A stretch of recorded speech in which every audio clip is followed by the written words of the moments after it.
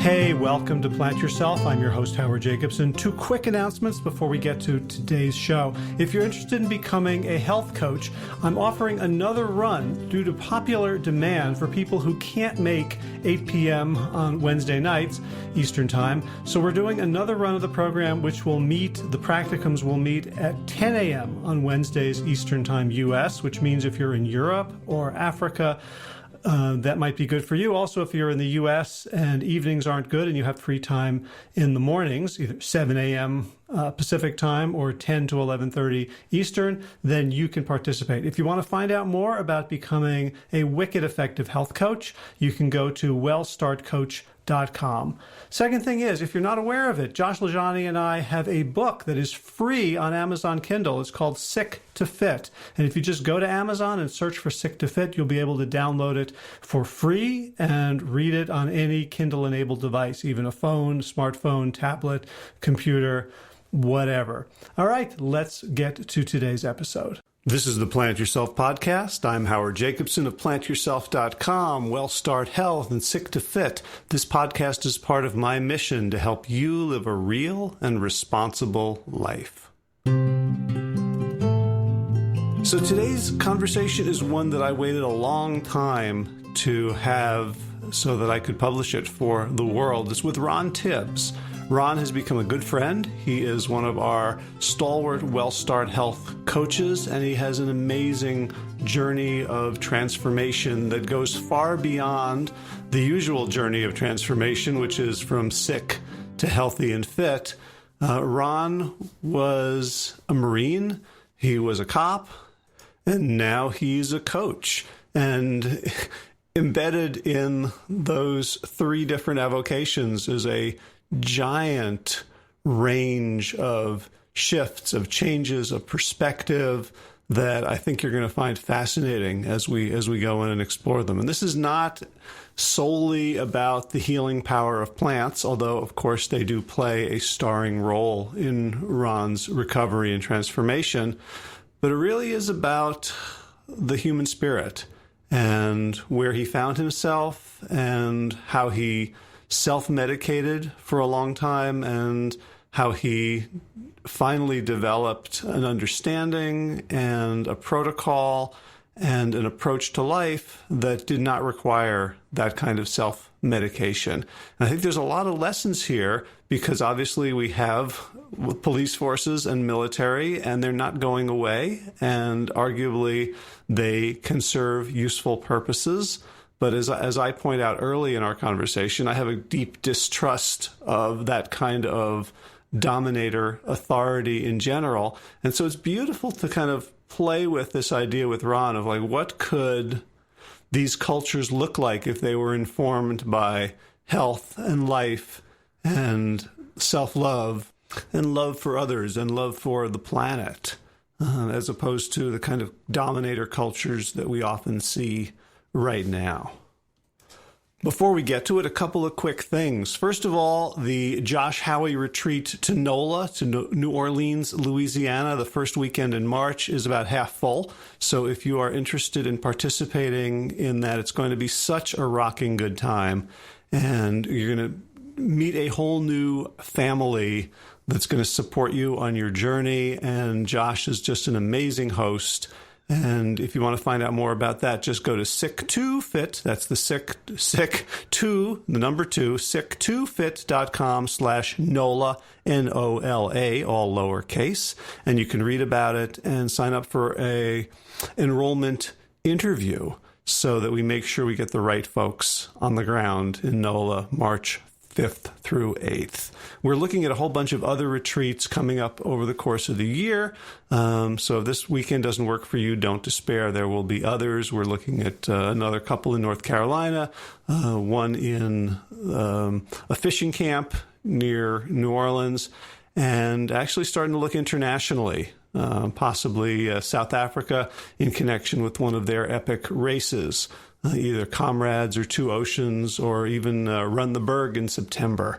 So keep an eye out for all that information.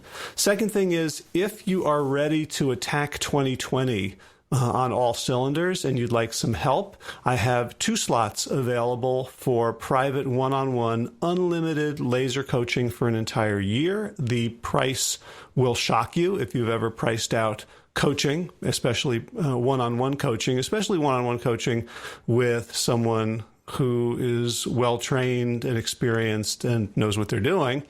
So if you want to find out more about that, check out plantyourself.com/laser. That's LASER, all lowercase, for a year of unlimited laser coaching, short sessions that you won't constantly be rescheduling because you're busy or something else has come up. These are 15-minute increments, as many as you like. We agree on the homework together. And people have gotten really good results with this. It's my favorite type of coaching. And again, plantyourself.com/laser. All right, let's get to today's conversation without further ado. Ron Tibbs, welcome to the Plant Yourself podcast. Thanks, Howard. Good morning. Let's just maybe start by telling your story, just the cliff notes so we have a jumping off point. Well, I guess... early mid-60s kid, born in 64, small town in southern Ohio, modest town, probably about 70,000 population, I guess. Typical kid. Can you name the town? Yeah, Middletown, Ohio. Okay, because I know Ohioans will all want to know, like, what town?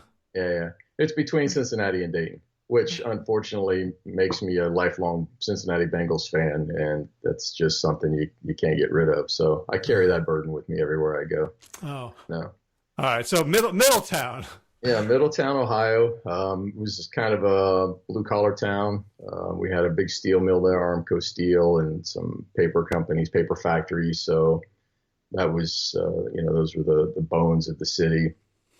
And so, you grew up being a kid, running around barefoot, playing football in the parking lots and climbing trees and doing all those silly things and just the typical Midwestern life. And being in that town, it was, I felt stifled. I think I was lucky enough to be able to travel when I was younger. I was 12 and 13, and I was able to leave the country and go to Panama, the Panama Canal Zone, to visit family who happened to be stationed down there. And I think that kind of sparked something in me that said, hey, there's more to life. There's more to the world. So as I got older, I was sort of starting to feel claustrophobic being there. And I joined the Marines right out of high school and was really good and got to travel.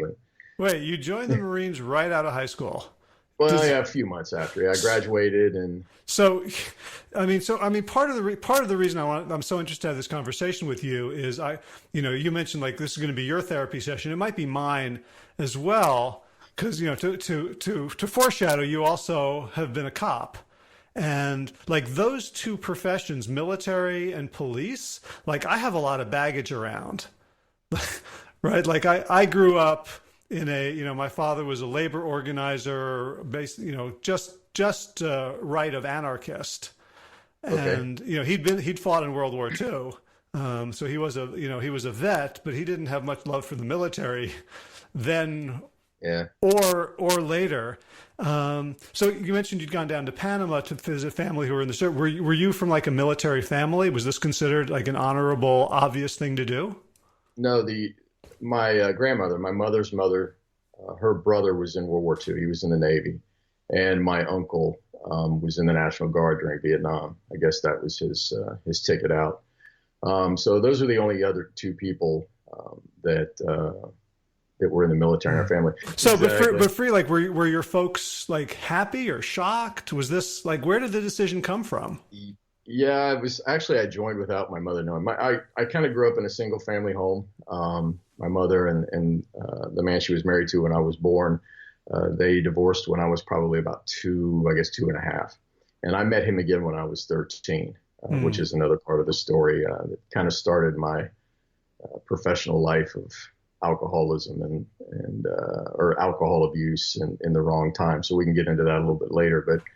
But so, yeah, again, politics was probably something we shared. My mother was very active in the political scene of the ERA, the women's rights movement. I was, commonly found with her at events and on marches. And so, and I'm grateful for that upbringing, is that I was sort of raised maybe a little differently than some of the people I went to school with. And I was very open-minded. I was very accepting of people. So the things that are going on in the world today are very painful and very disturbing for me. So, how people can be that way. So when she learned that I did join the Marine Corps, she was pretty floored. She wasn't necessarily anti-military, but she clearly had other things she would have probably preferred that I do with my life. And I think it was maybe a little rebellion, trying to get out of there and to get the opportunity to travel and sort of just be something that I wasn't. It was sort of a calling. I just felt comfortable with the idea of being of service. And now that I see where I am in life, it's certainly something that I feel more grounded in, is if I'm doing something where I'm in service to others. I just feel better about it all. Were you like, were you a tough kid, like scrappy, getting into fights, standing up for yourself? Well, I was wiry. I was a little kid. I graduated high school. I think I was 5'10", weighed about 135 pounds. So yeah, I was a skinny little kid. I had more hair than I had body, I think. So, the nice feathered hair in the 70s was, so yeah, it was totally something that if someone would have looked at me and said, "You joined the Marine Corps?" I was like, yeah, I did. Why Marines? Some of the guys I worked with, I had a part-time job at a grocery store, stocking shelves and bagging groceries my senior year of high school, and two of them were in the reserves, Marine reserves. So just to hear them talk about it and the stories, and I got this sense of camaraderie and this kinship that they felt in their boot camp stories, for whatever reason, just kind of intrigued me. I was like the idea of going into boot camp for 13 weeks and being beaten and kicked and just humiliated and treated like a total slug just appealed to me for some reason. I don't know. And now we have WellStart. Exactly. We should add another week. Make it more Marine-like. Give it a first week of Hell Week. This is what's going to happen. You're going to stop eating cheese. You're going to stop drinking milk. No more meat. Carrots only. Yeah. So. I like that. I like having a hell week. Yeah, exactly. So what was the Marines like? Did it live up to your expectations? It was, boot camp is what it was. I went to Parris Island, which we call the real boot camp. South Carolina, San Fleas in the spring and summer. So it was difficult. I'm not going to say it was a cakewalk, but it certainly wasn't what I expected it to be. It was easier than I expected it to be. But I think part of that was mindset. I sort of had, I knew what to expect. So maybe I had built it up to be much more than it was. And the attitude was changing a little bit in the early 80s at that point about conduct and the treatment of recruits. I think there were some stories that had gotten out about abuse and some serious injuries and even deaths. So the commanders, of course, were paying a little more attention to that. So maybe I got in on the tail end of all the rough stuff and kind of breezed through. So everybody wasn't being Lou Gossett Jr.? No, well, yeah, it was sort of like that. But so it was a nice experience. I grew a lot, both emotionally and mentally, and physically. Of course, I put on a lot of weight and had a little bit of a growth spurt. So when I graduated, I was still thin as a rail, but I felt that I was much more fit and a little more self-assured than I had been. And that just comes with the pride of knowing that you accomplished what very few people have been able to accomplish, and that's to earn that Eagle, Globe, and Anchor. And so having that really helped, I think, move me forward with. So then, what did you do in the Marines? I was a military policeman, and I had some secondary jobs. I was also a marksmanship instructor. I taught rifle and pistol and combat shotgun, things on our combat training range for our military police training. And had done some secondary FBI sniper training through a course when I was stationed at Camp Pendleton, and did some competitive rifle and pistol shooting in intramural and division matches. So I had a lot of little things going on, and deployed a lot too. I had field operations. Now you have two different jobs. When you're a military policeman, you can be stationed at base where you do like regular city police work, street patrols and responding to calls. Then you also have the combat side, or the war games, as we say, side of military police work, where you deal with route reconnaissance and convoy escorts. You can do POW camps and processing. One of the units I was attached to during the Desert Storm, the Gulf War, we did advanced airfield security. So we provided security for smaller airfields, like for the H-1 Whiskey attack, Cobra helicopters. So we were camp security and convoy escorts and route reconnaissance and things for that purpose. So I got to travel a lot. I was on an aircraft carrier for 10 months. I was assigned to the Master at Arms office, which is the Navy's equivalent of military police. I was a command investigator for about 10 months on the Coral Sea and the Med, and got to see a lot of countries over there. So it was a really great experience. Yeah, sounds like it. So how long were you in the Marines? 9 years. And it was actually, it was funny you mentioned your father. He was a World War II vet and didn't really have a lot of love for the military. And I think depending on your job and how long you're in, and I find that some of the guys that I was stationed with, they still really have a lot of love for the Marine Corps. And I don't dislike it. I dislike the way the military is being used now. It's not a defensive organization. Right. Our Department of Defense is more offensive, and that's what bothers me with it. But I think once you are put in a situation like with Desert Shield, Desert Storm, you kind of have, it's a big eye opener. It's all you want to do. You train, gung ho, hoorah, let's go. Let's go to war. We got to, this is what we trained for our whole lives. Let's go put ourselves to the test. And when you get into that environment, then it's like, what the hell am I doing here? Really? And it was kind of a joke, to be honest. The unit I was attached to, we were in country the first 2 weeks before we had ammunition for everybody, for our rifles. So we could spend an hour talking about the fiasco of my experience there. Well, just to say that you gain a new perspective on things, and you say, okay, this really isn't what I thought it was supposed to be. I don't feel the way I thought I was going to feel. And it was that time that forced me or made me look at, okay, I really don't want to do this anymore, which is why I decided to leave the Marines. See, I really, the people I know who have been warriors in the classical sense of the word, in terms of making themselves as good and strong as possible and defending those who cannot defend themselves, and being willing to go into harm's way for an ideal, and developing a band of kinship with the others, like No One Left Behind, and that, like those people really inspire me. And the same time, like what I remember from my father is eventually he became a member of the board of governors of Rutgers University, and he was the instigator and the sole vote in a resolution to ban ROTC. Because he felt that the pursuit of an education required questioning, free thinking, and that ROTC was basically indoctrinating obedience, and he felt they were incompatible. And so I'm curious, like this kid of an ERA toting mom, I remember that from like the late 70s. Like, what do we want? ERA. When do we want it now? And all the ridicule and abuse that came to these uppity women. Yeah. Right.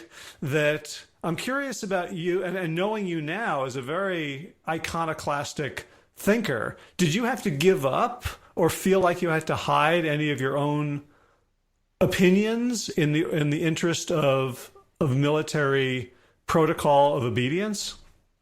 No.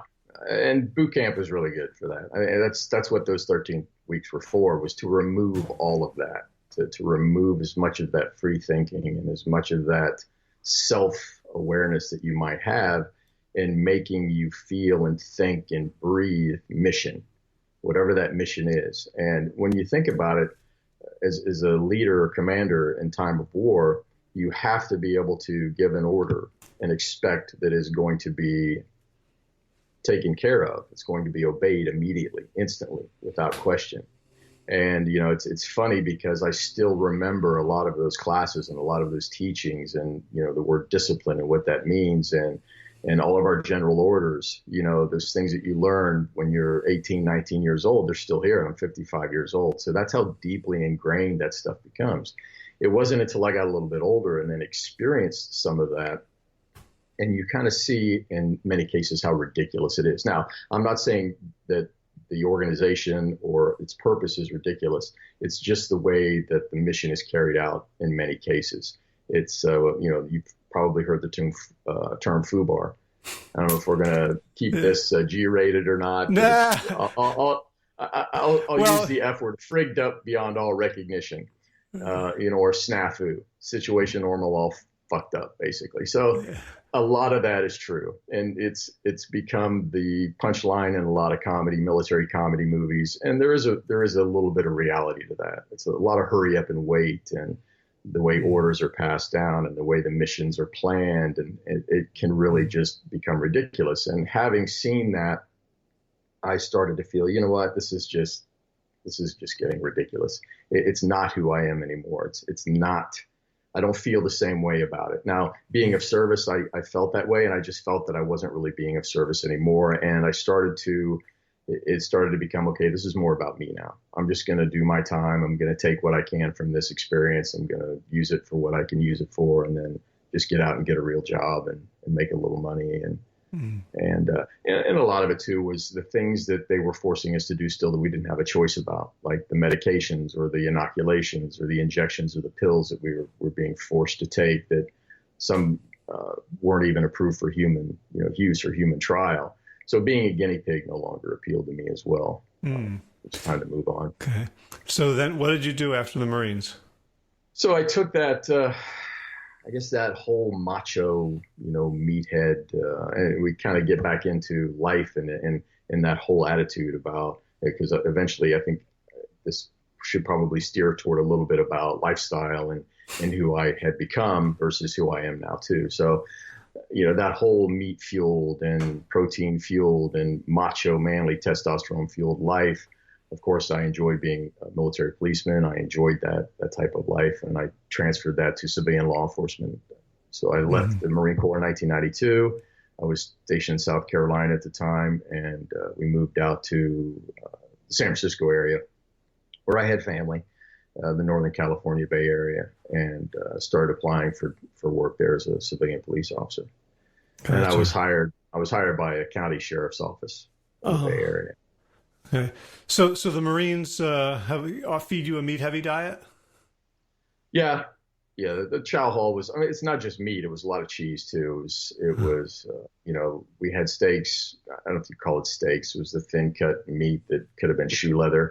It was all just mass-produced chow line stuff. In the mornings, you could go in and have an omelet, 2, 3, 5, 6 egg omelet if you wanted, with anything in it. Lots of cheese. The lunch and dinner were burgers or pizza, just all the quick stuff, the frozen that could be heated, or a lot of desserts. They took care of us with all the desserts, cookies and cakes that we wanted. It was all made fresh right there in the chow hall. So how did they keep people in fighting condition with all that food? Was that a challenge? Well, you're still young for the most part.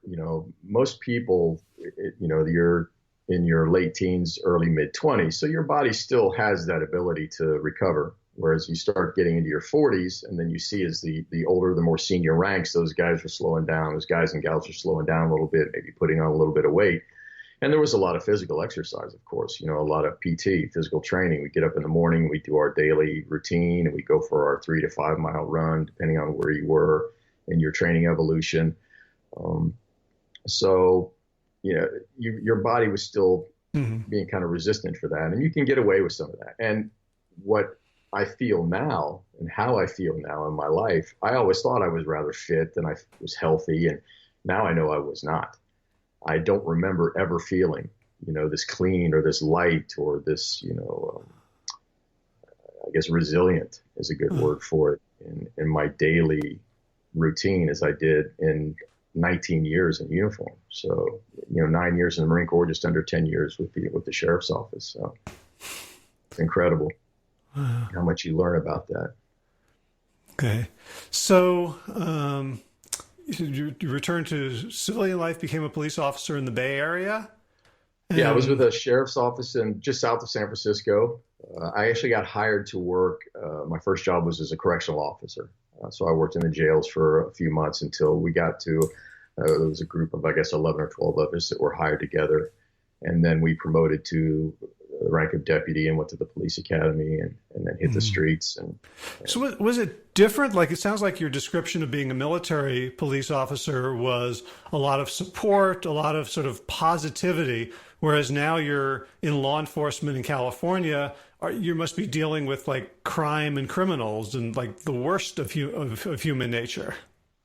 Yeah, the big difference was in the military, you had the Uniform Code of Military Justice as your hammer. So most Marines got it, and they were fairly disciplined. You go in the military and you kind of respect that. You respect the uniform, but alcohol always played a role in that. So that was our biggest challenge, was just dealing with drunk Marines that were coming back from deployment or, just having a hard time and, breaking up fights at the enlisted man's club, typical domestic calls. A lot of domestic, I would say violence, but there was some, but arguments, disenfranced spouses who were just tired of all the games and the long hours. So things like that.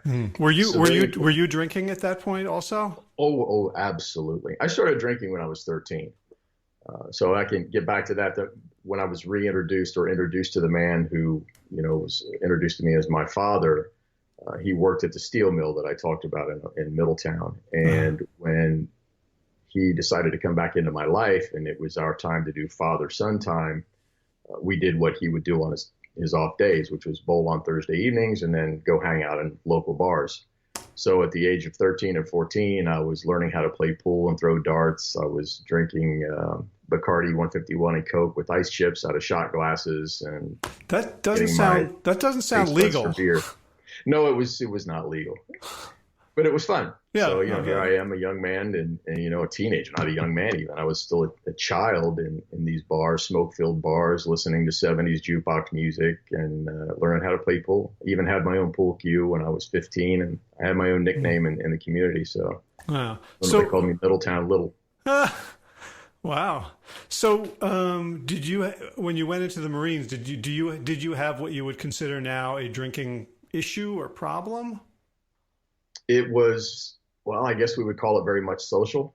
Of course, in the Marine Corps, it got to be, how much can you drink and still function the next day? So we would drink in the evenings, and then the next day we would get up hungover and go out for our runs. And we were stationed at Camp Pendleton, Southern California, and in the heat of the summer, and you're out at 7:30, 8 o'clock in the morning, and it's already very hot, and the sweat and the stench and, running over puddles of vomit from the people in front of you that were hungover and clearing out their stomach contents, So it got to be a game, and we would play games with it at parties. And so that, I think, was something. It was sort of what you would use. Okay, we're not at war, so we can't prove ourselves as Marines. So how do we do that in peacetime? And it would be with feats of, physical training or drinking or so just being stupid. It wasn't drinking to like numb out the life you were leading. At the time, I didn't think it was. We enjoyed it. We were having a great time. We got to travel. We got our work games and the whole bit. I think it was just entertaining. We enjoyed the high. We enjoyed, the way we felt. We felt more invincible, of course, when you're drunk or stoned up, off your rocker. And then later, as a civilian police officer, we transitioned into, this is real crime. This is real life. I was fortunate and unfortunate in a way to do a big portion of my street training in a small community called East Palo Alto. It used to be an unincorporated area of the county that I worked in, and then incorporated, and it was largely a minority city. It was very small. It was about 2.5 square miles. And its location in the peninsula, with a bridge coming in from the East Bay, Highway 101 coming up from the south from Silicon Valley, and then straight north into San Francisco, made it the perfect hub for gangs and drugs. As a place for stopping point for crack and coke and heroin coming in from Mexico and from all these places to then be dispersed and then head out in their various directions. So there was a lot of drive-by shootings. In the early 90s, East Palo Alto was named the murder capital of the United States per capita, per population. So that's where I got a lot of my street training, and I actually worked there for about 18 months. So I was sort of again thrown into the fire, in that crucible, and it was a big eye opener. As I thought, okay, I'm a Marine, I can do all this. I'm an MP, and then it was like, whoa, okay, this is real. So I really had to try to keep a lot of that in check and just understand that I don't know everything there is to know. And eventually the job cost me my second marriage. This is where the stress and the reality of that came in. I had several injuries that required surgeries to repair, the third of which was a back injury that ultimately caused my retirement. And were these from like altercations? Yeah, for pursuits and fights and chases. Blew my knee out chasing somebody that he bailed out of a stolen car. Then I had my hand and my wrist cut open, the knuckle and the joint and tendons exposed, all the lovely gory stuff. So, and actually I think I experienced what some would call PTSD as a result of that, whereas I don't remember ever really having that while I was in the Marines, even during the 5.5 months, 6 months we were over in the Gulf. So dealing with the stress, and you say, okay, this thin blue line, there's this brotherhood and this camaraderie that may be true in a lot of police departments, but I found that in the department that I was with, the office I was with, that locker room was a really hostile place. There were a lot of politics involved. There was a lot of backstabbing, and you didn't want to be what we would call the goat of the week. If you screwed up, then everybody liked to talk about it. And you were sort of like ostracized a little bit. It took a while for you to get back in everybody's good graces. And of course I had my screw ups, and I took my turn at on the calendar's goat of the week. I think a lot of that too was people feeling that, hey, it wasn't me this time, so let's go, vent on the person that it was. So that sounds kind of totally opposite to a Marine culture. Yeah. In which we're all in this Absolutely. together, and we're going to cover for each other. Absolutely. And we had solo units. We didn't have a partner in the car with us. We were solo beat units. So I don't know if that fed into that a little bit. You're out there on your own. Of course, you had beat partners. You had other cars that were worked the same areas that you worked, so you would go to calls together and back one another up. But in the locker room and kind of behind the scenes, it got a little nitpicky. It got a little So bringing all of that on and the added stress of the job and the reality. And of course, this is also early 90s. So we're talking post OJ, we're talking the Rodney King and all the white police officers working in these largely minority based communities. We were all Mark Furman. So, it was really tough for me, having grown up the way I did and being, accepting of everybody, regardless of gender. And back then, of course, we didn't identify multiple genders, or it wasn't as open and public it is today. But race, certainly, religion, all of those things to me were like, okay, it's just normal.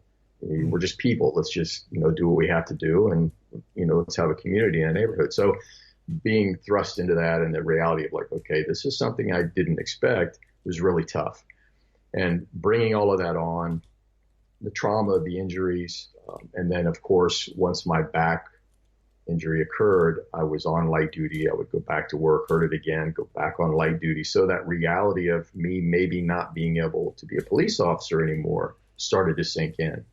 And of course, the pain with the nerve damage in the back, I had a doctor who was very liberal with the prescription pad, and not that he was doing anything illegal, but I learned very quickly how to use the system to build my own cocktails to numb myself. So I didn't drink while I was on duty. I certainly took advantage of my off days and my off hours. And then while I was on duty, the prescription pills were in play. And clearly, I'm surprised I'm not in jail, or I didn't kill somebody. There were times when I was barely able to stay awake behind the wheel of a patrol car, working midnight shift way up in the north part of the county all by myself. And yeah, I certainly shouldn't have been on duty, let alone driving a car. I don't know, should I be talking about this stuff? But yeah, so the alcohol, the drinking from my teenage years then turned into the games and the fun and building that partnership and that family and the brotherhood in the Marine Corps then became my medication and my, I guess, the numbing that I needed to get through, daily life and then the crumbling of my marriage. And so, yeah, it kind of all came to a head in I guess the late 90s. Yeah, late 90s, all of this really started to get heavy and I had to face my retirement. What am I going to do? This is who I am. This wearing a badge was my reality. It's who I'd always been as an adult, and I didn't know what I was going to do afterwards. Okay, and this in like 2000, you were 36.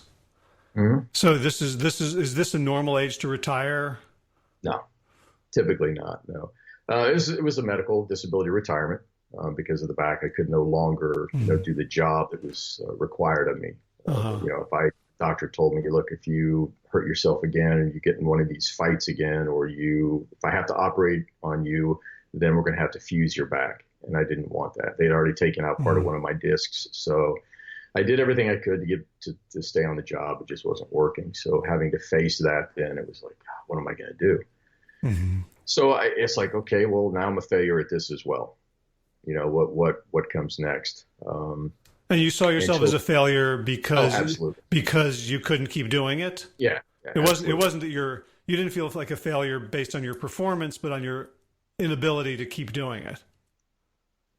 My performance did suffer quite a bit the last year and a half, couple of years. Of course, that was back and forth between light duty and street work. So, but yeah, in my last, I guess, I would say my last 6 months on patrol, I was really, really in bad shape. I would go to calls, like cold calls, thefts or, somebody broke into my car, that type of thing, embezzlement, I think a couple. And I would draw case numbers to do reports, but then I just didn't have the mental clarity, because of the combinations of pills that I was taking to just focus and get the report done. So there was at one point, I think I received some notices from our records department, like, hey, you've got like 5 outstanding reports that haven't been turned in yet.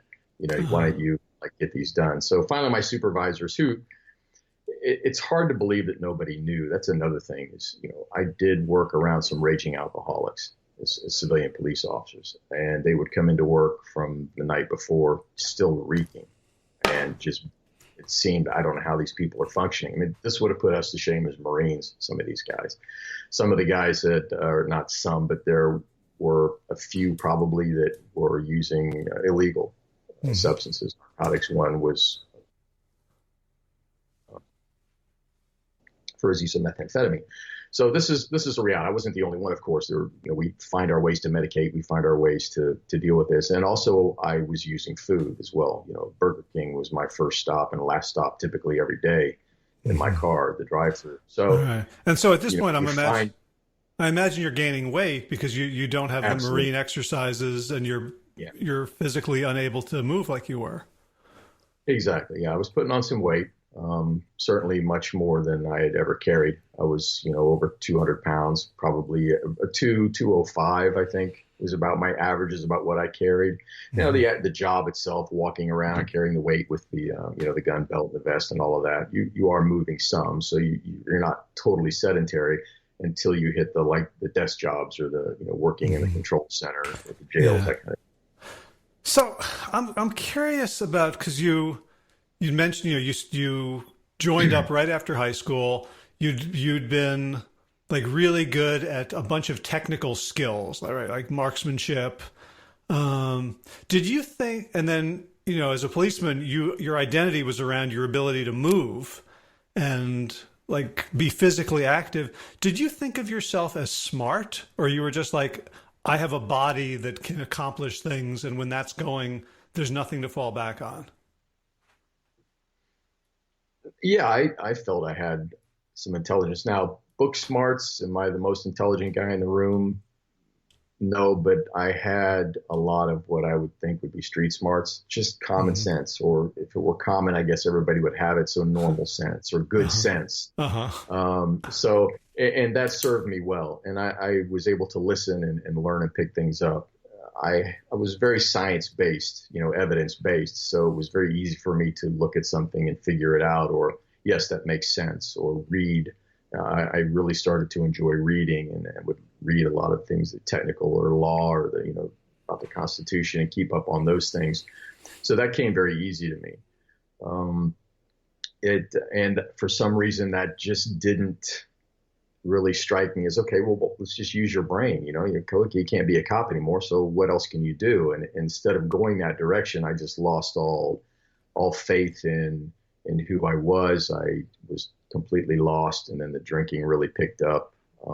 I got to that place at rock bottom where I would wake up in places I don't remember going to, not remembering how I got there, with receipts in my pockets for cash withdrawals in the hundreds of dollars, card games, at poker houses and, things like that. So it was at that point that I said, okay, look, this isn't serving anybody. It's not serving me. And that's when I decided that I needed to stop drinking.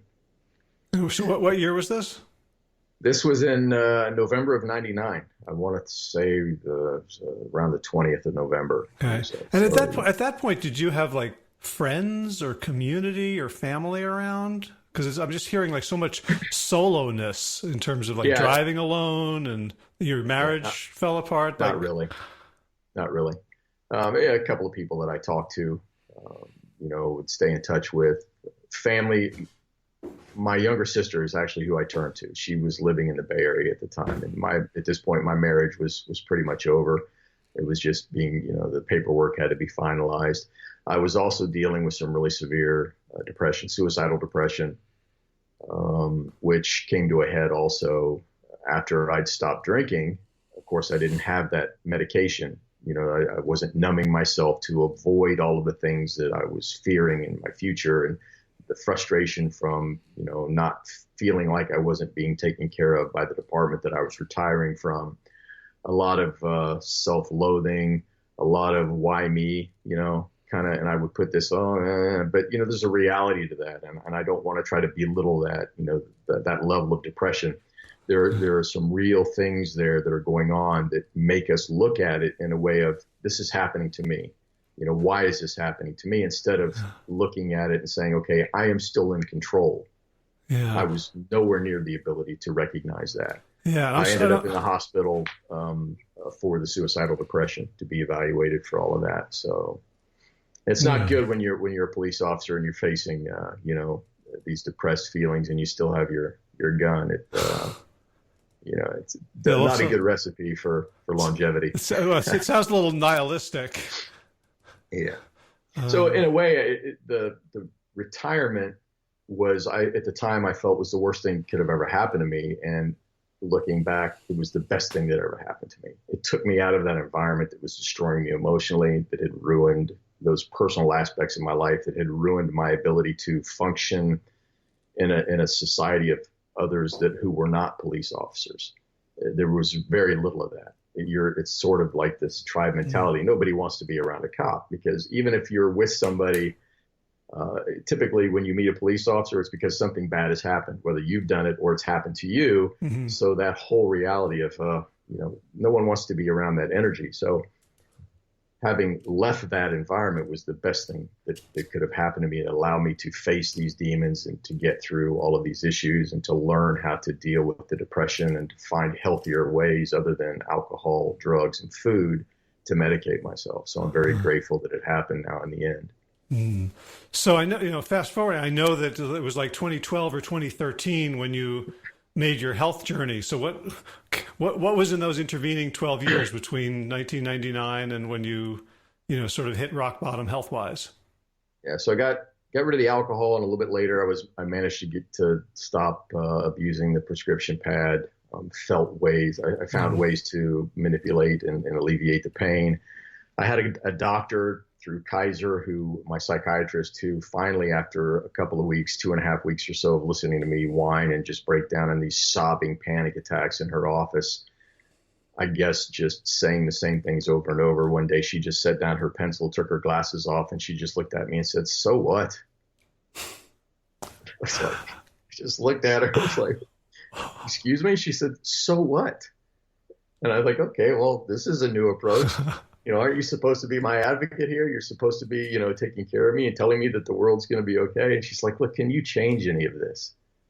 What do you have control over? And those two words, so what, were so profound to me. And that was the major turning point for me to get back to where I was emotionally and just to start enjoying life again. It was that she was right. So what? Who cares? Stop crying about it and fix it. If you can change it, change it. If you can't, then it's done. The only reason it's still bothering you is because you choose not to forget about it. You choose to dwell in this moment. And while it was still very real and painful for me, all of these things I was dealing with and this betrayal and all these things, she was absolutely right. It was ridiculous for me to stay in this world that was trying clearly to push me out. It was trying to force me away, and I didn't want to let go. So when I finally got to that point, it was like, revelation. So then it became, all right, I don't need to drink anymore. I've been, sober for it's been, I guess, 20 years this year. Yeah. So that's great. And, I'm straight edge and the whole bit, but it was food. So life still had some things for me to learn clearly about myself. So then I turned to more food, and I love to cook, and it was all the decadent stuff and all, of course, meat, steaks, barbecuing, so all the things that we did in the Marine Corps. Were you working at this point, or were you on disability? No, I took my retirement, and I was able to function. I'm able to function. I eventually became an athlete. It's just as long as I use good body mechanics, I'm not out there burning up the track or anything, but I have my physical health, which I'm very grateful for. But I just chose to kind of just be a slug and just enjoy my retirement. I adjusted my life to fit within the means of my income. And then it was in 2004, my 40th birthday, I topped out. I was, I guess, technically obese by height and weight. 1 month later, I took a life insurance physical and failed it. And which, of course, was the last thing you expect to happen. You get a call from your insurance agent who said, hey, Ron, we're not going to approve your life insurance, and you should probably go see a doctor. Which was, the last thing. So a bean counter with a calculator has decided that you're not, that they don't want to bet on you living for 15 years. That was it. So I thought, okay, well, what's the deal? I said, well, because of patient confidentiality, they couldn't really give me a lot of details. And if I had to guess, I'd say there's something wrong with your liver. I thought, oh man, I haven't had a drink in 5 years. What's going on? All this drinking from the age of 13 is just, this is it. This is how I'm going to go. So I went to see my doctor, and she followed up with more blood tests. And then she sent me to the regional cancer center for more testing. I thought, oh, this isn't good. So 3 weeks of testing and liver biopsy and lung tests and blood tests. And I was a lab rat for a while. I had symptoms for several chronic conditions, a hemochromatosis, which is a genetic liver disease, which I had part of the genetics for, but didn't actually have the disease. Polycythemia vera, which is a form of blood cancer they thought I had because I had symptoms of that, but I didn't actually have it. I did have fibrosis or scar tissue in my liver, which was considered, it's called NASH, non-alcoholic steatohepatitis, which is stage 3 of 4 stages of liver health. And the doctor told me, no, it's not your drinking. He said, if you haven't had anything to drink for 5 years and your liver's been able to recover from that, this is something else. Okay, well, what is it? We don't know. And this is in the early 2000s, before the pharmaceutical industry got a hold of non-alcoholic fatty liver disease, or NASH is what I was diagnosed with, which you actually have the scar tissue. It's your liver's starting to die. And so they said, there's really nothing we can do for you. We can just follow it. We'll draw blood, keep an eye on your liver markers, on your liver enzyme. And in probably maybe 10 years, you could develop primary liver cancer, or you'll probably need a liver transplant. So, okay. Was there anything to medicate you with? No. Well, he said there was a new drug. It was in trials. It was for diabetes that they could prescribe. It was also being looked at so clearly there was a connection between food or diabetes type, development and the liver at the time, whether it be gallbladder, liver, and all of those processing organs there. And he said, I don't recommend that we do that. I said, no, I'm not in the mood to take pills. I had been diagnosed with hypertension, while I was a police officer, and prescribed a couple of meds for that, and stopped taking them after about 6 months because I didn't like the way I felt. So I wasn't a big pro pharma guy at the time. So about that time frame, I actually in 2006 I had moved to Thailand. I just wanted to travel again. I got that bug. So I was living on a small island in the Gulf of Thailand down south, living in a little bungalow in the secondary rainforest, scuba diving. I'd spent, 3-4 days a week on a boat. My diet had changed and I'd lost a lot of weight. I was feeling better, but I didn't make the connection. Your diet changed because you were in Thailand and you were eating more traditional foods. Yeah. Now I wasn't a vegan and I still had pizza every now and then, but I was eating a lot more fruit for breakfast. I was eating, fewer eggs, almost zero egg.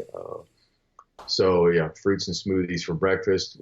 And then for lunches, they had these baked potatoes they called jacket potatoes with like a chili sauce on it that had maybe a little bit of minced pork. So certainly my meat sizes where the plate would be, the slab of meat with a couple of small sides, it was flipped.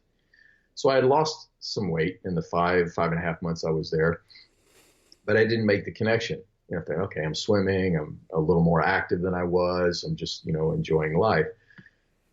Left there, moved to Sweden. When I connected with Jeanette, my wife, after having, not been in contact with her for many years. And once I got to Sweden, then it was right back into what I was eating before, a lot of meat. And she was a complete dairy hound. The Swedes they just love their dairy. Wait, so she was your ex-wife at that point? No. This is another story too. I met her in 1989 when I was in the Marines. Okay. And I was in the Mediterranean on an aircraft carrier. She was working on Mallorca, which is an island off the coast of Barcelona, Spain. She was a hostess in a club, greeting people at the door. We were there as a port of call for our ship. We were a bunch of us in uniform. So you had just met and developed a relationship. And, we talked for like 4 days. We were in port. She was working, so it was just like, hey, how you doing? What's your name? Okay, can we come in? Sure, let's dance. We exchanged a few written letters while I was on the ship, and then that was it. We were done. She found me on the internet, 17 years later, in late 2005, and so that was when I was getting ready to move to Thailand. Gotcha. So it was like one of these the universe has conspired to close doors, you're ready to leave, and then open a new door. And now we reconnect and we're married and have been together for 13 years and life is great. So when I reconnected with her, I was on my way to Thailand. She was back in Sweden at the time. And she said, hey, we'll come and visit. So I did and ended up moving there. So the healthier food that I was eating, the more fit that I'd become again, the weight that I had lost slowly then from 2006 to 2012, put it all back on and then some. And in October of 2012, I would say that I was probably circling the bottom of the bowl. My body was shutting down. I was obese. I was not sleeping well. I was very lethargic. I felt hungover all the time. I couldn't think. A lot of fog. I was getting very severe eye infections that would cause a pussy discharge, and my eyes would swell shut for 2 and 3 days, which was causing cluster migraine headaches. I had really severe red rashes under my arms. I would probably maybe compare to diaper rash, just like this. So this is the fulfillment of that liver prophecy. Exactly. So this is where my body now is shutting down. And the only thing I'd been able to do over those years was to have a physical once a year. And so, yes, your liver enzymes are still high. Yes, your ferritin is still high. Yes, your red blood cell count is still way too high. Yes, your lungs are screwed. They only work at 85% capacity. You're not getting enough oxygen in your body. So all of these things were still there, and those numbers were slowly climbing. And I had not had a physical in Thailand. So I don't know if those numbers had dropped with my weight, but if I had to guess, I would say yes, they probably did. And the doctors in Sweden, of course, it was the same story. There's really nothing we can do for you. We don't understand what's going on. And I thought, well, I've been through a lot in my life. 9 years in the Marine Corps, almost 10 years as a cop, 6 months in Desert Storm and streets of East Palo Alto, and I am not going to check out on a farm in the country in Sweden. like this, So Google was my friend, and I didn't have any expectation. I didn't know what I was looking for. I didn't know what to expect. I had no mission other than to, how can I fix my liver? How can I stay alive? And forks over knives. So what do you remember what you typed in the search bar? Like, I can't. I think it was healing your liver. How can I heal my liver? Or I think, I don't know if I was subconsciously making the connection between food. Now, my wife and I talked about I needed to lose weight, clearly, and she had put on a little bit of weight since our wedding too, and she'll be the first to admit that. She hadn't gained nearly the weight that I had. So I think maybe there was a component in that as well. And part of that search was looking for ways to lose weight or get healthy, or, so the forks over knives popped up. I think I ignored it maybe the first or second time I saw it, looking for other things. And then when I finally started to read the synopsis, and this is on Netflix, we got to watch this. And we watched it together, and I was like, okay, this is ridiculous. I was blown away.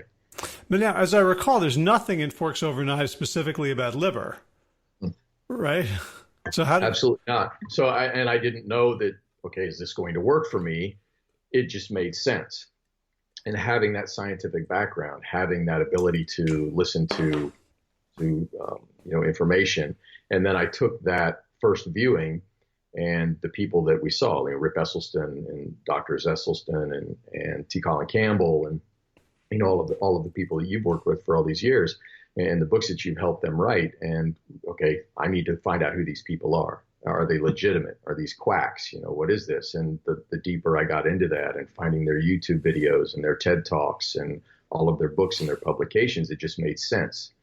So for the next 3 weeks or so, I just dove into this. It became my full-time job. I said, okay, is this legit? Is this complete crap? We watched Forks Over Knives again, and then we found Joe Cross, Fat, Sick, and Nearly Dead, and watched his, juicing. Yeah, we got to do that. That sounds great, So what it all came down to is we said, okay, this seems legit.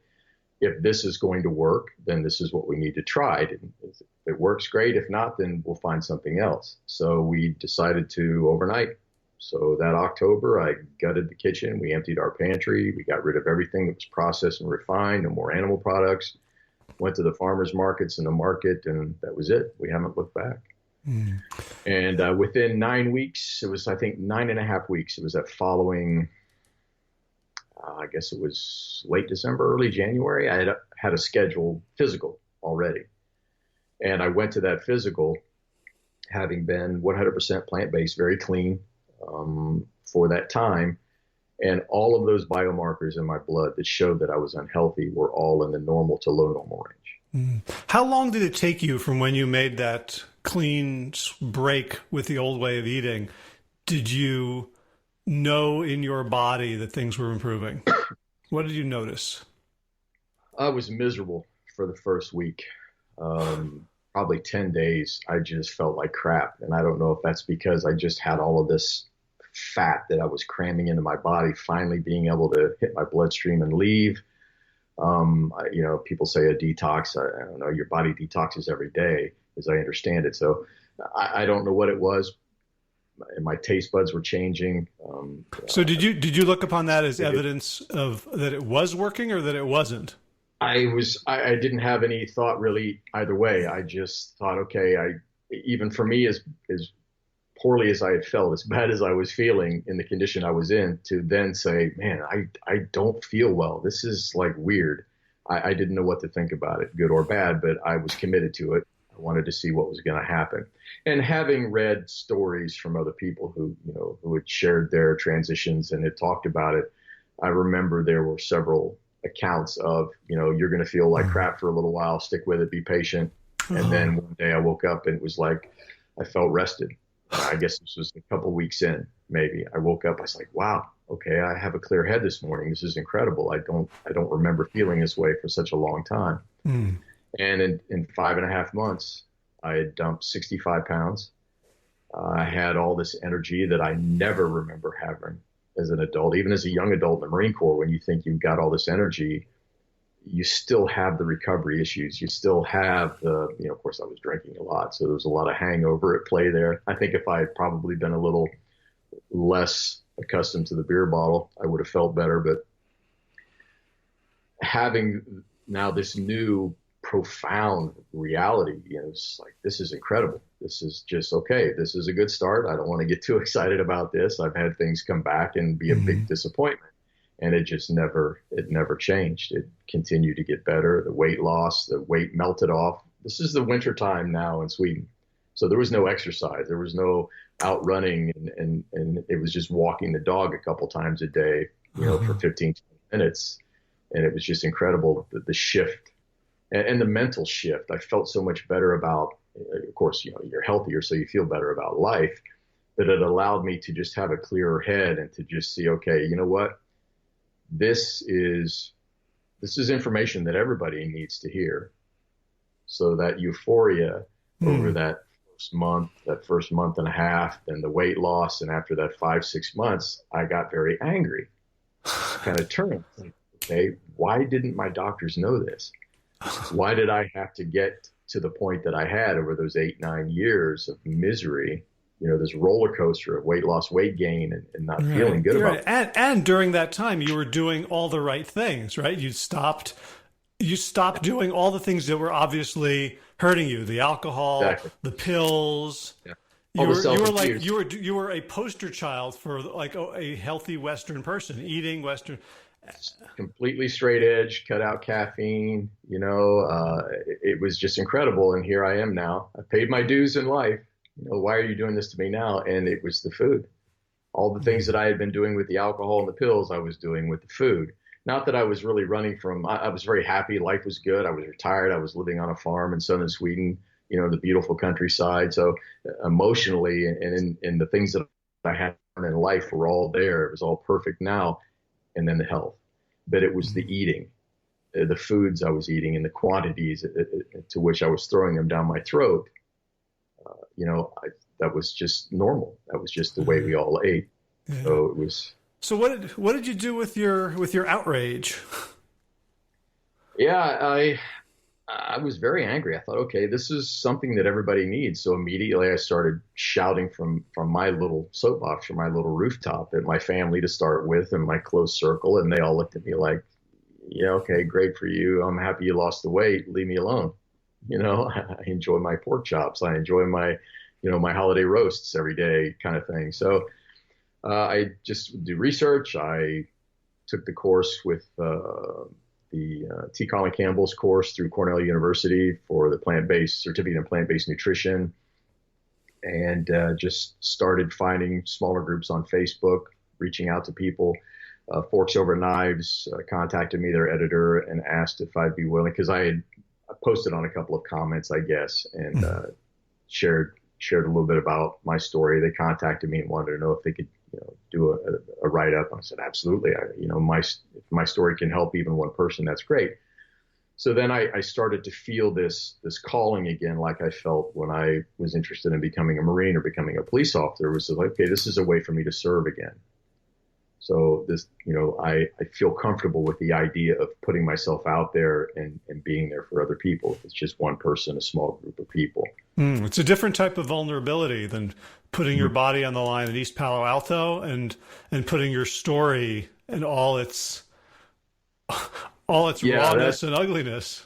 It took me a while to be comfortable with that. The first person that I was really able to open up to and share a lot of what I had gone through as a teenager and a child, and the drama at home and that energy and the not traditional relationships within the family and a single parent, single mother, family in the 60s and 70s. So all of those things that turned me into who I was as a young man. And then, the first person that I felt comfortable sharing any of that with was Jeanette.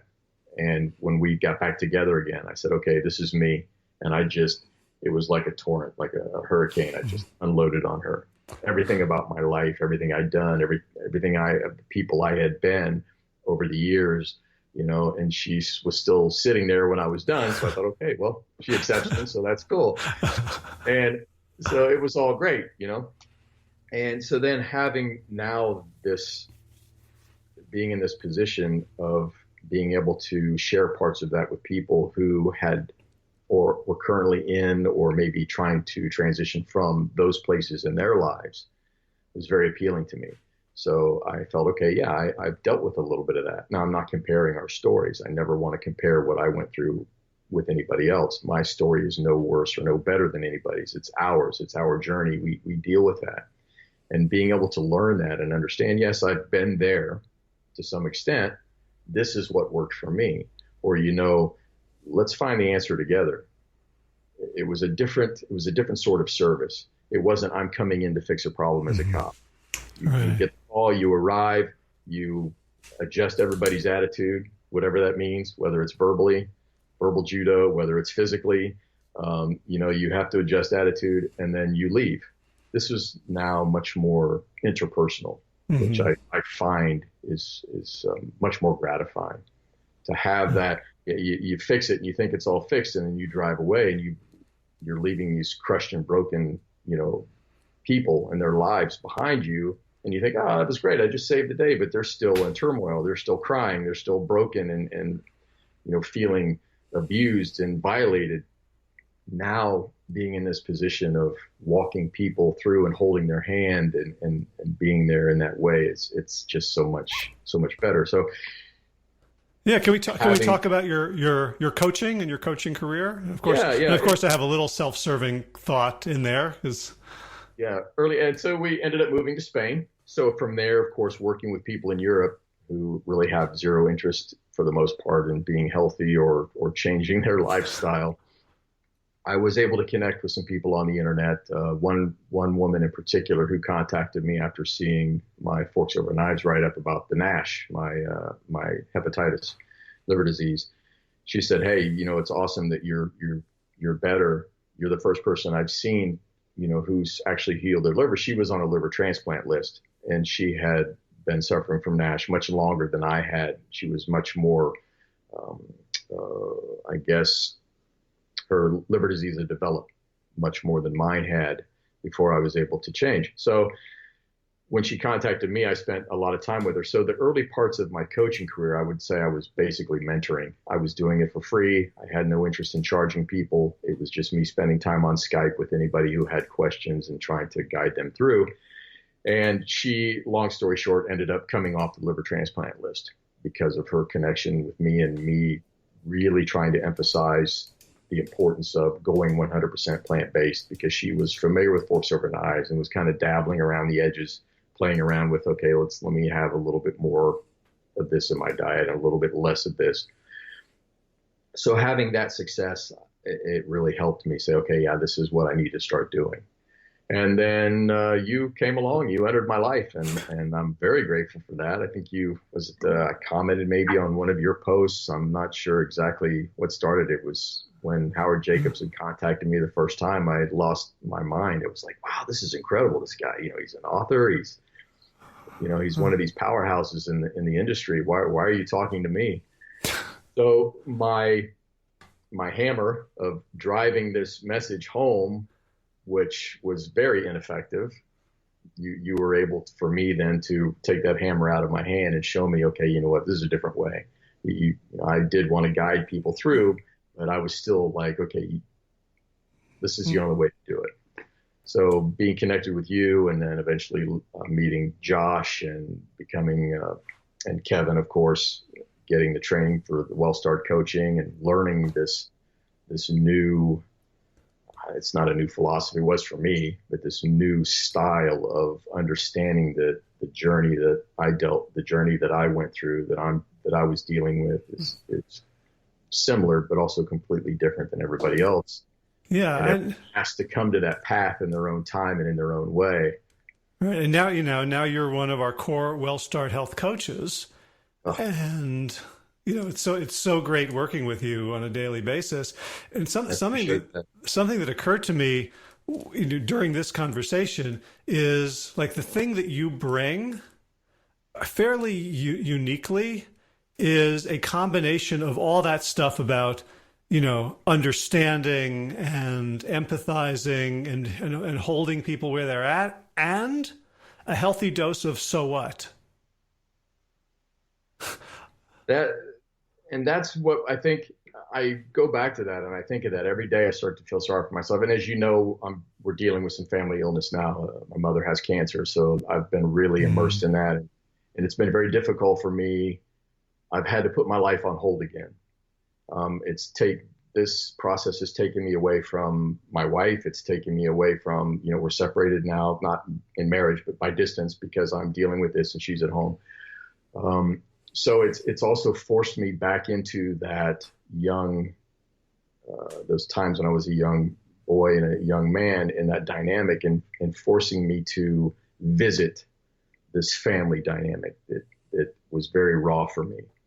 And having that so what mentality, even knowing how it works, it's been very hard for me to deal with that. So, and with WellStart and all the things I'm dealing with. So having that, it's been very good for me to say, okay, I'm changing what can be changed. I'm helping family get through this time. And this has been another healing process I've been going through. So for me to, I was we talked about this before. I think you and Josh and I talked about how I was just the kind of guy, when I decide to do something, I just do it. If it's important enough, I'm going to do it. I do it for as long as I want to. And when I'm bored, I don't do it anymore. So for me, having that severe health issue, that, okay, I'm facing death, this makes sense, do it. I was trying to force that on other people. Look, you just have to do this. So what people say about you, I don't know what they're going to say to me at work if I don't, eat what they bring in for me to eat, or if I have to go out to dinner and they laugh at me because I'm ordering, steamed vegetable sides. So what? What's more important? So that is where you have been so instrumental in this growth for me in this process. And I'm very grateful for that, is that I can't be that person to everybody. It doesn't work for everybody. Some people eventually get there when they have all the tools and they're still not using them. You and Josh and Olivia and everybody, we've given them all the tools they need in their kit and they still aren't quite using them. Then maybe a little dose of so what, or a little bit of Josh in there, just really laying it on the line is perfect. And I appreciate that. Right. And you get to say it when you've lived it. Like as a philosophy, don't feel sorry for yourself is an easy thing to say. And it's a very simple, obvious thing. Like, don't try to change the things you can't change. And yet only by wrestling with it, by getting down in the mud for a long time, do we earn the right at certain times to recognize when that person is you in the psychiatrist's office, ready to hear it. Yeah. And there's a fine line there. There really is. And it's something that you can't be very liberal with, of course. And you see it when it's there. Yeah. Yeah. So I'd like to end on a very self-serving note, which is like, I think you were a great coach when I met you. You had tremendous skills. You had great communication ability. You have all these technical skills in photography and cooking and lots of things to help people. And I saw a transformation in you going through the coach training program. We're going to be offering another one in the late fall, like for first week of November. And I'm really curious, and it's an advertisement. So, everyone who's listening who's like, he can't do that. You know what? I don't have any sponsors. I don't take money from anyone. I can fucking do what I want. It's your show. So, I don't know where that came from. I've been listening to too much Springsteen. Yeah, thanks for the recommendation on that book, by the way. I haven't gotten through nearly as much as I want to, but it's a great listen so far. Yeah. So, another skinny Jersey boy grows up and wants to be hard ass. But anyway, what I would love is for you to talk about like what you got out of the coach training, like how it was useful. Because I don't ask that often. I have a sense, but I'd love to hear from you. And I'd love for people who are thinking of becoming coaches, or who are coaches and would like to become better, or who are health professionals and would like a coaching, toolkit to help their patients. Sure. Yeah, I'd love to. And for me, that's an easy one. Excuse me. Like I said, I had one tool on my kid, and that was my Warhammer. That was, hey, stop eating this crap. Eat this way. You're going to feel better. Your diabetes is going to go away. All these, and it just doesn't work. So what I learned from you and Kevin, and then through working with other people who had come in from various lifestyles, people who had just finished their journey, or maybe had been coaches or business coaches or health coaches. So all of us together in the group, it was really helpful to have to experience this with other people, other points of view, other walks of life. You heard perspectives that maybe you weren't going to be exposed to in any other way. So all of that was really instrumental in establishing this, I don't want to call it a protocol, but your steps. I think the most important thing for me was learning how to take people that were under duress, okay, emotional, physical, the dietary stresses we put ourselves on, and to hold them accountable, to teach them how to hold themselves accountable for what they were doing, to evaluate just even the smallest. It wasn't the macro, it's getting into a little bit of the micro level of, okay, let's stop thinking about where you want to go. Yeah, you have your goal, you have your rules, you want to set, you want to lose weight, you want to do this, but what did you do today? What did you do in the last hour? Why did you do that? And if they couldn't answer, then the tools that we learn is to get them to recognize and to evaluate themselves, and to start to hold themselves accountable, even in the smallest little step, and to understand that it's not all going to happen overnight. It's not going to happen tomorrow. This isn't going to be okay, you're going to wake up and you can't all be like Ron, where he just says, screw it, I'm done, and it's fixed. So those baby steps, I think you use the term of, Olympic athletes don't become medal winners overnight. It's the training, it's the muscle memory, it's the habits that you form. So teaching people how to build those small habits has been huge, and letting them, or teaching them to learn how to evaluate that. Okay, what was I feeling? What was I thinking? What was I doing? What conversation was I having with myself when X happened? And what am I going to do next time? And you give them something that seems the most silly, ridiculous, a Post-it note or whatever, the smallest thing, and it can become so profound. And I think that's great. And I will say, and I wanted to do a little video on this and post it in the comment. I don't know if you remember a few weeks ago when I jumped in on one of your calls unexpectedly, just to kind of listen. And I love to check in on your calls, especially with you and Josh on it, just listen and learn, because just learning and watching you coach, your mind comes from places that I never thought or never expected to be thinking and dealing with these people. So, and I wasn't supposed to be on the call for very long. I think I had like 20 minutes extra time, and I just wanted to check in and listen. And I ended up staying for the whole call because just something was compelling me to go forward. And at the very end of that call, you were dealing with one of the clients. And of course, I won't go into a lot of detail, but she was dealing with a lot of heavy stuff in life that, like, wow. And she's still functioning. She's here on this call today. She's being vulnerable. She's giving of herself. This is incredible.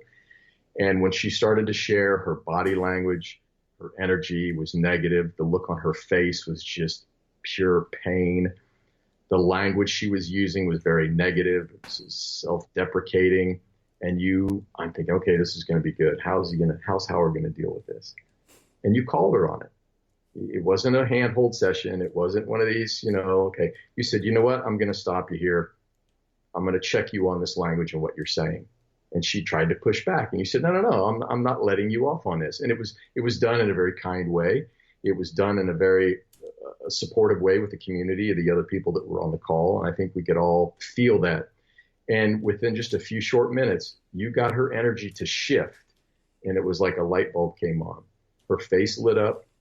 Her eyes went from being melancholy to there was a spark in there again. Her literally frown became a smile. I think she even chuckled a little bit.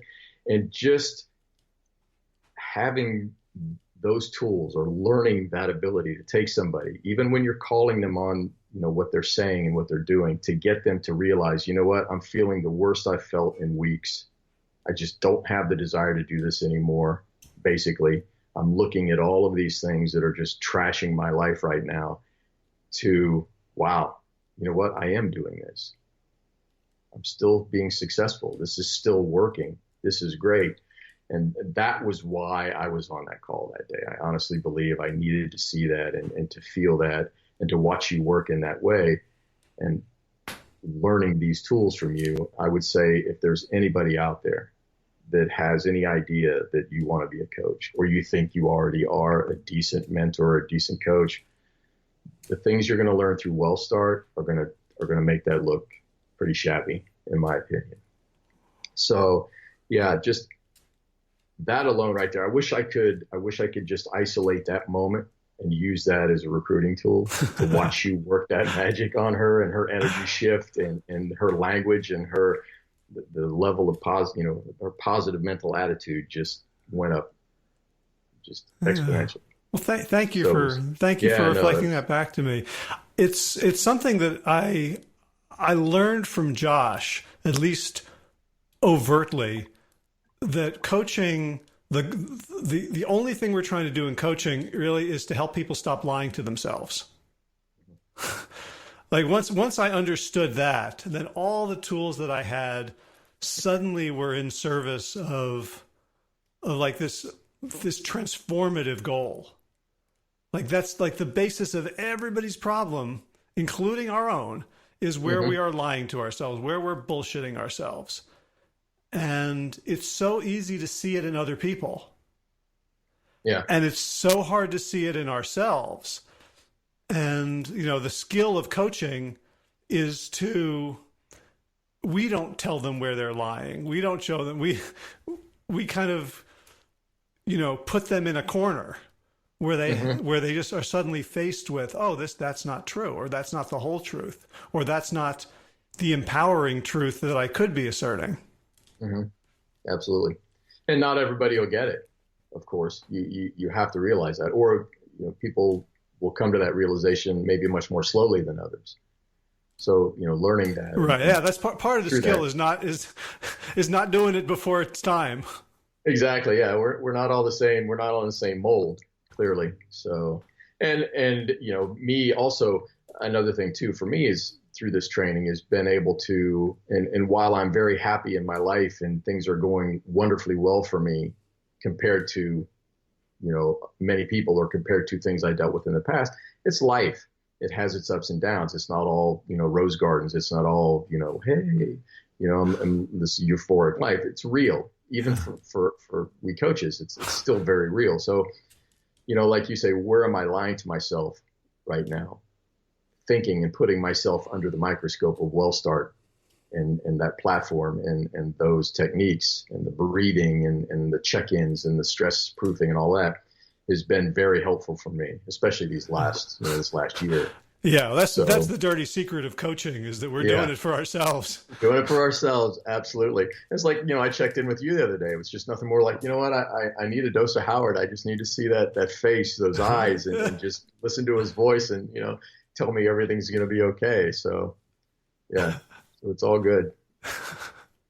That's funny. Yeah, I love I think my favorite coaching time is like weeks 2 through 5 in WellStart, where, because the first couple of weeks, people are like making their plans, they're saying what they're going to do. And the most frequent theme I see through that is, we'll ask them like, well, what could get in the way? And they're like, well, if everything goes great, I'm confident. But, if my boss does this, or if there's extra work, or if one of the kids is homesick, like people, and we're all this way, right? At some point, like if that happens, then all bets are off. And to see in weeks 2 through 5, people realize that no bet has to be off. Yeah.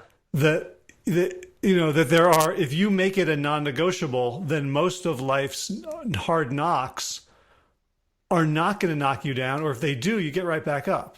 And I love seeing people come to understand that around their health behaviors, because they already understand it around their work and around taking care of other people. They're like, oh, well, it's a bad day at work today, so I'm not going to feed the kids tomorrow, or I'm just going to give them Pop-Tarts and Coke. Like, no. Yeah. Like, to see people. That reality is, and when you turn, we can use that on that. It's like, okay, well, yeah, you weren't happy at work, or this happened, so you just you're not going to go to work tomorrow then, right? Well, I have to. Well, no, you don't. You don't have to. Well, yeah, I've got. So it's the same energy. It's the same thought process with you shouldn't eat that because you know it's not going to serve your goal. It's not going to further your process. It's really that simple. Yeah. Or it's really that simple, maybe not easy for everybody. But when you get them thinking that way, is there are many things you do in life that maybe you don't want to do necessarily, but you do it because it's for the better. And I would argue that all those things you don't want to do, you do want to do. You do want to do because it serves a greater purpose. It puts the roof over your head. It puts the food on your table. It allows you to have your weekends and family time and all those things. So yeah, it's getting that shift in the familiar and the comfortable and all the things that we've just surrounded ourselves with that make us feel all warm and fuzzy, and replacing that with things that will still do that. We still eat amazing, beautiful, vibrant, flavorful food. It's just, it's serving a better purpose, you know? So yeah. I like that shift. Shift happens.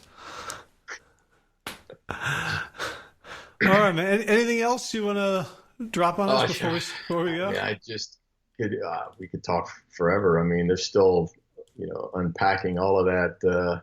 Yeah, we haven't even gotten to most of your family drama, but I think we're going to leave that for another day. That's another day. I mean, it's just life. It's like everybody has their family drama. I consider it like, oh, why am I going through all this? But everybody has it. Everybody has illness. Everybody has family. So no, I think it in the meat of all of this is that I kind of grew up like a lot of people. I was Midwestern. I ate the things that we ate. I had the mentality, the same mindset that most people do, and just getting through life, navigating all of that trauma, emotional and physical trauma that we all deal with, is just coming to a place where you understand that, so what? If you can change it and fix it, then work on that. If you can't, and your life is not in immediate peril, or someone you love is not, like death is still on the table, you need to remove that. Then if it doesn't serve you, if it's a person, a place, or a thing, then move away from that. It's really that simple. You have to understand that, to be a better person, a better steward of yourself and your energy, you just have to try to remove all that negative and get reduce the stress and find those tools. And certainly WellStart, as a client in a cohort, as part of the program, or as a WellStart coach, you'll find that there. You'll find those tools and those abilities there, if that's something you're interested in. And I would just suggest that to anybody.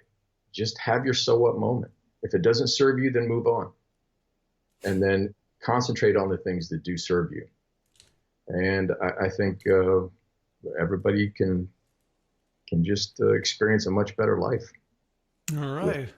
Well, Ron, thank you for dropping that. Thank you. Comes from 55 years of life experience. There's a lot behind that gentle offering. So I appreciate it. I'm so honored to be in your life and to be working with you on a daily basis at WellStart. And I know this story is going to touch a lot more people. So thank you. I hope so. And they can find me through WellStart. They can find me on Facebook. If you have questions, reach out. If I don't know the answer, we'll help you find the answer. I'm surrounded by a wonderful group of people, and together I know if you've got trauma or things that need to be fixed, we can help you with that. So thank you so much for the time. I really appreciate it. All right, man. Take care. I'll talk to you later. All right, sir. Enjoy your weekend. You too. All right. I hope you're inspired by Ron and that you have a little more faith and optimism about the state of the world and where it can go from here.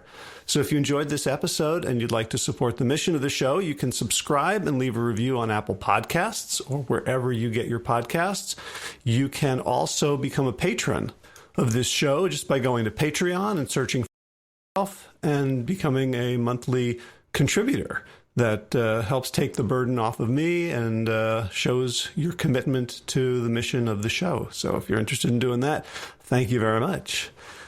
You can also share today's show, and the URL for that is plantyourself.com/352. You can see the show notes. You can send other people there. You can see a nice photo of Mr. Tibbs and find a link to his profile story in Forks Over Knives and that interview that he gave to Jason Cohen for Big Change, the film, as well.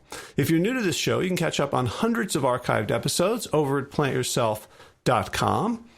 I got some really good interviews lined up for the last weeks of 2019. Since they haven't happened yet, I'm not going to share them because I'm that superstitious. But they'll be good. And just if you haven't yet subscribed on Apple Podcast or Stitcher or Apple, Google Play or Spotify or wherever the hell the podcasts are these days, go do that. And that way you'll get it right into your podcast feed and you won't have to remember to go searching for it. All right, in garden news, there's literally almost no garden news. Everything is sort of static. I don't think we covered up the plants. We had a little bit of a freeze last night, so we may go out and see if we can do some triage on the greens, bring some in. We're getting a Vitamix today. We left ours with our daughter in Asheville, so we've been smoothie-less for the past 4 days. It's been hard, but we're getting through. And in running news, I did a good fast treadmill run on Sunday morning and then went and played an hour and a half of Ultimate Sunday afternoon. So it felt like a good double-digit day with a lot of hard running. Yesterday was leg day, and today I'm just going to do some sort of long recovery run before I have to go spend 2.5 hours in the dentist chair getting a crown. Yay. All right, well, it's time for the gratitudes. Thanks to Will Ridenhour for allowing me to use Sabali Dawn, the Dance of Peace, as the theme music for the show. Check out willridenhour.com for more. And of course, thanks to all of you Plant Yourself podcast patrons. Kim Harrison, Lynn McClellan, Anthony Disson, Brittany Porter, Dominic Maurer, Barbary Whitney, Tammy Black, Amy Good, Amanda Hatherley, Mary Jane Wheeler, Ellen Kennelly, Melissa Cobb, Rachel Burns, Christine Nielsen, Tina Scharf, Tina Ahern, Jennifer Kanofsky, David Bizek, The Mysterious Michelle X, Elsbeth Feldman, Victoria Dolomanova, Leah Stoller, Alan Christensen, Colleen Peck, Michelle Andrew, Josina, Julianne Rowland, Stu Dolick, Sarah Durkis, Ramses Circus, Kelly Cameron, Wade Pedersen, Leanne Peterson, Janet Selby, Claire Adams, Tom Franzik, Jeanette Bedden. Gila Lacerte, David Donahue, Blair Cyber, Dorona Vizo of Gio and Carolyn Argentati, Jody Friesner, Ruth Ann Funderburg, Misha Rosen, Michael Werebeck, The Equally Mysterious, Tracy Z, Alicia Lemus, Rebecca Hughes, Val Linneman, Rhymes with Cinnamon, Nick Harper, Stephanie Holmes, Martha Bergen, Nicole Ramsey, Susan Ahmad, Molly Levine, The Inscrutable, Harry R., Susan Laverty, The Panda Vegan, Craig Kovic, Adam Scharf, Karen Burry, Heather Morgan, Ashley Corcoran, Kelly Machia, Deanne Norton, Bonnie Lynch of Plant Happy Oregon, Sabina Kurtzels, Nigel Davies, Marion Blum, Teresa Coble, Shell Rootless, Julian Watton, Breeze O'Connell. Brian Sheridan, Shannon Hirschman, Kate Rolls, Linda Ayat, Julie Langholm, Hedda Gardy, Zatuzin Wakani, Hainline, Aaron Greer, Alicia Davis, Aviva L. Heather O'Connor, Carolyn Jensen, Sherry Olakowski of Plant Powered for Health, Karen Smith, Scott Morani, Karen and Joe Cradfrey, Tanya Lewis, Kirby Burton, Teresa Carell, Kevin McCauley, Elizabeth Rothschild, Kelly Baker, Miracle, Ann Jesse, Cheryl Dwyer, Jetty Hazelwood, Valerie Peltier, Peter W. Evans, Colin Harrison, Justine Divitt, Joshua Sommermeyer, Dennis Bird, Darby Kelly. Lori Fanny, Linnea Lundquist, Valerie Hummel, Deb Casilla, Emily Iconelli, Levy Wallach, Rosamund McAtee, Dan Picorni, Stephen Lehman, Patty DiBartino, Mike and Donna Kartz, Deanne Bishop, Bill Berry Elf, Gunter Schmidt, Marjorie Lewis, Kelly Molden, Tricia Adams, Ian Kramer, Nancy Sheldon, Lindsay Bayshore, Gunn-Marie Hagan, Tracy Gullers, Laura Heaton, Meg from Mama Says, Rochelle Kennedy, Joan Borstein, Diana Goldman, Stacey Stokes, Ben Savage, Michael Kay, Holly Butler, David Hughes, Connie Rogers, Claire England, and Sally Robertson for your generous support of the podcast. That's it for this week. As always, be well, my friends.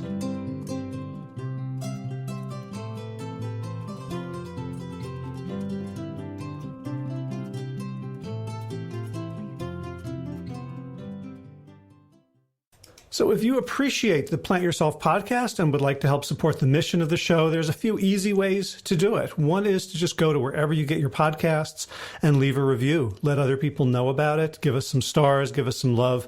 And that really helps us be found by more people. Something else, of course, you can do is let someone know about this podcast. Someone who you think would benefit. Send them maybe a couple of episodes that you think would pique their interest, or just ask them to subscribe in general. And third, you can join arms and become a patron, a financial supporter of this show. You may have noticed that there's no advertising in the show, and it's free for everyone, and it's supported, paid for by those who can afford it. So if you would like to make a one-time contribution or an ongoing monthly pledge, you can do so at plantyourself.com/gift. All right, time for thanks. Thanks to Will Ridenauer for allowing me to use his beautiful song, Sabali Dawn, the Dance of Peace. You can find more of Will's music at his website, willridenauer.com. And of course, thanks to all of you Plant Yourself podcast patrons. Kim Harrison, Lynn McClellan, Anthony Disson, Brittany Porter, Dominic Maurer, Barbara Whitney, Tammy Black, Amy Good, Amanda Hatherley, Mary Jean Wheeler, Ellen Kennelly, Melissa Cobb, Rachel Barons, Christine Nielsen, Tina Sharp, Tina Ahern, Jen Filikanovsky, David Bizek, The Mysterious, Michelle X, Elspeth Feldman, Leah Stoller, Alan Christensen, Colleen Peck, Michelle Andrews, Josina, Sarah Durkis, Rhymes with Circus, Kelly Cameron, Wayne Pedersen, Janet Selby, Kara Adams, Tom Franzek, Jeanette Benham, Gil Assert, David Donahue, Blair Cyber, Torona Vizo, Gio and Carol Argentati, Jody Friesner, with Ann Funderburg, Misha Rosen, Michael Warbeck, the equally mysterious Tracy Z, Aviva Lael, Alicia Lemus, Rebecca Hughes, Val Linneman, Rhymes with Cinnamon, Nick Harperson, Martha Bergner, Susan Ahmad, Molly Levine, the inscrutable Harry R., Susan Laverty, the Panda Vegan, Craig Kovic, Adam Scharf, Karen Burry, Heather Morgan, Kelly Machia, Deanne Norton, Bonnie Lynch, Plant Happy Oregon, Sabina Kurtzels, Nigel Davies, Marion Blum, Teresa Copel, Julian Watkins, Breed O'Connell, Shannon Hirschman, Linda Ayat, Colm Hedegaard, Isa Tuzawa, Connie Hainline, Aaron Greer, Alicia Davis, Heather O'Connor, Carolyn Jensen, Sherry Orlikowski of Plant Powered for Health, Karen Smith, Scott Morani, Karen and Joe Crabtree, Tanya Lewis, Kirby Burton, Teresa Carell, Kevin McCauley, Elizabeth Rothschild, Ann Jesse, Cheryl Dwyer, Jenny Hazelton, Valerie Peltier, Peter W. Evans, Colleen Harrison, Justine Divitt, Joshua Summermeyer, Dennis Bird, Darmy Kelly, Laurie Fanny, Linnea Lundquist, Valerie Hummel, Emily Iaconelli, Levy Wallach, Rosamund McAtee, Dan McCorney, Stephen Lehman, Patty DiMartino, Mike and Donna Kartz, Deanne Bishop, Bill Brielf, Gunter Schmidt, Marjorie Lewis, Kelly Molden, Tricia Adams, Ian Kramer, Nancy Sheldon, Lindsay Bayshore, Gunn-Marie Hagan, Tracy Gullich, Laura Heaton, Meg from Mama Says, Rochelle Kennedy, Diana Goldman, Stacey Stokes, Ben Savage, Michael Kay, Holly Butler, Diana, David Hughes, Connie Rogers, Claire England, Sally Robertson, Param Ganchi, Amy Daly, Brian Tourville, Mark Jeffrey Johnson, Josie Dempsey, Karen Schmidt, Pamela Hayden, Emily Perryman, Olga Sidorowska, Allison Corbett, Richard Stone, Lauren Vaught of Edible Musings, Aaron Hasty, Sean Owens, Sagar Nayak, Erica Piedra, and Danielle Roberts for your generous support of the podcast. That's it for today. As always, be well, my friends.